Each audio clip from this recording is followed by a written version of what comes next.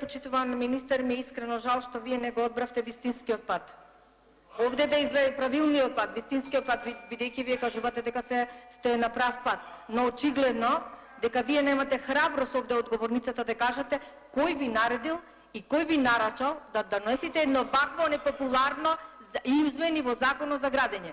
Кажете за кого го носите и немојте да се секирате, Вие кажавте има правда, има мир, значи можете да си кажете кој вас ве притиска да носите вакви измени и дополнувања, кои што се нештетни, катастрофални, не фиком екстра ова ќе биде. Ако првиот се преладаваја станови повеќе, еден стан на повеќе луѓе, сега луѓето ќе ги платат становите, а вие не носите механизам за обештетување, не кажувате како тоа ќе го направите, доколку граѓаните не можат да добијат имотен лист ако не се решат имотно-правните односи.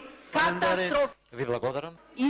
Катастрофални измени во законското решение. Почитуван Сугарески, охрабрите се, излезете и кажете кој ви